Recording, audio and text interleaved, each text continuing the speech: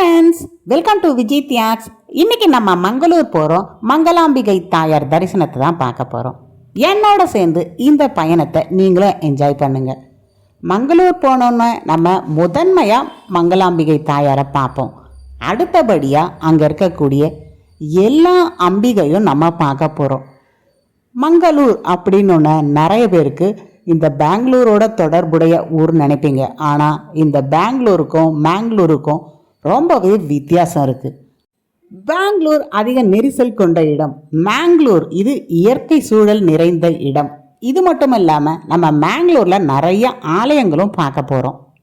மங்களாம்பிகை தாயாரை முதன்மையாக பார்த்துட்டு உடுப்பி கிருஷ்ணர், ஸ்ருங்கேரி சாரதாம்பாள், ஹொரநாடு அன்னபூரணி, முருடேஸ்வர், கொல்லூர் மூகாம்பிகை, வேலூர் சென்னகேஸ்வர பெருமாள் இப்படின்னு லிஸ்ட்டு பார்த்தீங்கன்னா பெருசாக போயிட்டே இருக்குது. நீங்கள் தொடர்ந்து என்னை ஃபாலோ பண்ணுறதுக்கு விஜய் தியாக்ஸ் சேனலை லைக் பண்ணுங்கள், ஷேர் பண்ணுங்கள், சப்ஸ்கிரைப் பண்ணுங்கள். மறக்காமல் பெல் பட்டனை கிளிக் பண்ணிக்கோங்க. அப்போ தான் அடுத்த ஆலயங்கள் நான் போடும்போது உங்களுக்கு நோட்டிஃபிகேஷன் வரும். அதை பார்த்துட்டு எல்லா ஆலய வரலாறும் தெரிஞ்சுக்கோங்க. சரி, நம்ம முதன்மையாக போகக்கூடிய மங்களாம்பிகை தாயார், அந்த தாயாரோட வரலாறு பார்க்கலாம். கர்நாடகாவில் இருக்க மங்களூரில் அமைஞ்சிருக்க போலாரா இந்த பகுதியில் தான் இந்த ஆலயம் அமைஞ்சிருக்கு. மங்களாம்பிகை தாயார் இவங்க பெயரில் தான் இந்த ஊருக்கு மங்களூர் அப்படின்ற பெயர் வந்திருக்கு. 9ஆம் நூற்றாண்டில் கட்டப்பட்ட பழமையான ஆலயம்.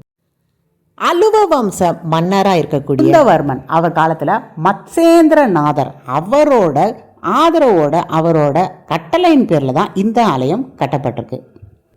விஷ்ணு பகவானோட 10 அவதாரங்கள் உங்களுக்கு தெரியும். அதில் பரசுராமர் அவதாரம் எல்லாருக்குமே தெரிஞ்சிருக்கும்.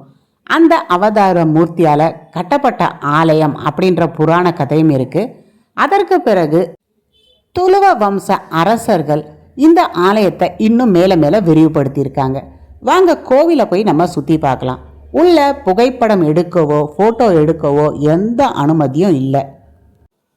குந்தவர்மன் அவர் ஆட்சியில் அதிகப்படியான கோவில்கள் இங்கே கட்டியிருக்கார். துளு நாட்டை ஆட்சி செய்கிறப்ப இந்த காலகட்டத்திலே தான் நேபாளத்திலிருந்து நாத வழிபாட்டை சேர்ந்தவங்க, குறிப்பாக சொல்லணும்போது மச்சேந்திரநாத், கோரக்நாத் அப்படின்னு 2 முனிவர்கள் இந்த பக்கம் வராங்க. நேத்ராவதி ஆறு இதை கடந்து வந்தவொடனே இந்த மங்களூரை வந்து அடைகிறாங்க. நேத்ராவதி ஆற்றங்கரை இந்த இடத்துல மங்களாம்பிகை தாயாருக்கு ஒரு ஆலயம் எழுப்பணும்னு அந்த 2 முனிவர்களுக்குமே ஆசை. உடனே இங்கே இருக்கக்கூடிய அரசரான துளுவ நாட்டை ஆண்ட குந்தவர்மன் அவர்கிட்ட சொன்ன உடனே அவரும் அதன்படியே இந்த ஆலயத்தை எழுப்புறார். ஏற்கனவே இந்த இடத்துல பரசுராமர் சிறிய அளவில் ஆலயம் எழுப்பி வழிபட்டிருக்கார். இங்கே மூல விக்கிரகம் எல்லாமே இந்த அரசரால் ஏற்படுத்தப்பட்டு பிறகு பார்த்தீங்கன்னா சுற்றி இந்த இடம்லாம் ரொம்ப விரிவாக்கம் செய்யப்படுது. இத்தனை தொன்மை கொண்ட ஒரு ஆலயம் தான் மங்களாம்பிகை தாயார் ஆலயம். நீங்கள் பார்க்குறது இங்கே கொடிமரம். இங்கே மங்களூரில் இருக்கக்கூடிய எல்லா அம்மன் ஆலயங்கள்லையும் இதை மாதிரி நம்ம சுற்றி வரும் பொழுது 9 அம்மன் 9 வாகனங்களில் காட்சி அளிக்கிறாங்க. இந்த ஆலயம்னு இல்லை, எங்கே செல்லக்கூடிய அம்மன் ஆலயங்கள்லையும் முக்கியமாக இங்கே இருக்கக்கூடிய மங்களூர் ஆலயத்தில் நீங்கள் பார்த்தீங்கன்னா ரொம்பவே அற்புதமான நேர்த்தியான ஒரு அம்மன் சிலைகள் நம்ம பார்க்குறோம். குறிப்பாக எல்லா கொடிமரங்கள் எல்லாமே இதை மாதிரி ஒரு உலோகத்தினால் தான் செய்யப்பட்டிருக்கு. கபில முனிவர் இந்த இடத்துல நிறைய பார்த்தீங்கன்னா தவங்கள் மேற்கொண்டிருந்தார். இதன் காரணமாகவே கபில முனிவர் தவம் செய்த இடம்ன்றதாலவே தான் நேபாளத்திலிருந்து வந்த அந்த நாத வழிபாட்டை மேற்கொள்ளக்கூடிய மச்சேந்திரநாத், கோரக்நாத் அந்த 2 பேரும் இந்த இடத்தை தேர்ந்தெடுத்து இந்த இடத்துல மங்களாம்பிகை தாயாரை வழிபடணும்னு சொன்னாங்க. குறிப்பாக இந்த இடங்களில் நம்ம நிறைய பார்த்திங்கன்னா கேரள அந்த பாணி தான் பார்க்க முடியும். திராவிட பாணி கோபுரங்கள் இங்கே பார்க்கறது அரிதானது. 9ஆம் நூற்றாண்டில் கட்டப்பட்ட எல்லாமே கேரள பாணி கட்டிடங்கள் தான். சமீபத்தில் கட்டப்பட்டது தான் இங்கே திராவிட பாணி கட்டிட அந்த கோபுரங்கள்.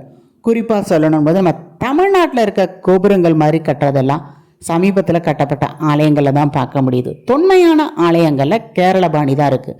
மங்களூர் சுற்றி இருக்கக்கூடிய அனைத்து ஆலயங்களும் கேரள பாணியை சேர்ந்த ஆலயங்கள் தான் இங்கே பார்க்க முடியுது. மங்களாம்பிகை தாயார் ஆலயத்தில் விசேஷங்கள் பார்க்கும்பொழுது நவராத்திரி திருநாள். இந்த நாட்களில் அம்பிகை அழகழகான அலங்காரத்தில் இங்கே வீதி உலா வருவாங்க. அந்த நேரத்தில் ரொம்பவே திருவிழா கோலம் பூண்டிருக்கோ இந்த மங்களூர். குறிப்பாக பார்க்கும்பொழுது ஒவ்வொரு அலங்காரத்துலேயும் அம்மன் ஒவ்வொரு ரூபத்தில் காட்சி அளிப்பாங்க. மங்களூர் அப்படின்னு அழைக்கப்படுற இந்த ஊருக்கு பெயர் கொடுத்த மங்களாம்பிகை தாயாரை தரிசிச்சுட்டு அடுத்து இன்னும் இருக்க ஆலயங்களை தரிசிக்க நாங்கள் கிளம்பிட்டோம். உஜ்ஜிலா மகாலட்சுமி ஆலயம். இந்த ஆலயத்தில் மகாலட்சுமி தாயாருக்கான அலங்காரம் அருமையாக இருக்கும். நாங்கள் இவ்வளோ தூரம் வந்துட்டு அதை பார்க்காம போக முடியுமா? கட்டில் துர்கா பரமேஸ்வரி அம்மன், அந்த அம்மனையும் நம்ம தரிசிக்க போகிறோம். என்னோட சேர்ந்து எல்லா அம்மனோட தரிசனத்தையும் பார்க்க மறக்காதீங்க. இந்த வீடியோ பிடிச்சிருக்குன்னும் பொழுது மறக்காமல் விஜய் தியாக்ஸ் சேனலை லைக் பண்ணுங்கள், ஷேர் பண்ணுங்கள், சப்ஸ்கிரைப் பண்ணுங்கள், பெல் பட்டனை கிளிக் பண்ணிக்கோங்க. அடுத்த ஆலயத்துக்கு நாங்கள் கிளம்பியாச்சு. அடுத்தடுத்து வரக்கூடிய ஆலயங்களில் இருக்க அம்மனோட சிறப்புகள், வரலாறு எல்லாம் தான் நம்ம பார்க்க போகிறோம். இப்போ நம்ம போகக்கூடிய இந்த ஆலயம் கட்டில் துர்கா ஆலயம். கட்டில் துர்க்கை அம்மன் ஆலயம் சுற்றி 6 நடுவில் தீவுக்குள்ளே இருக்க மாதிரி இருக்காங்க. அது ஏன்னு தெரியல. சப்ஸ்கிரைப் பண்ணிட்டு தொடர்ந்து பாருங்க, ஏன்னு தெரிஞ்சுக்கலாம்.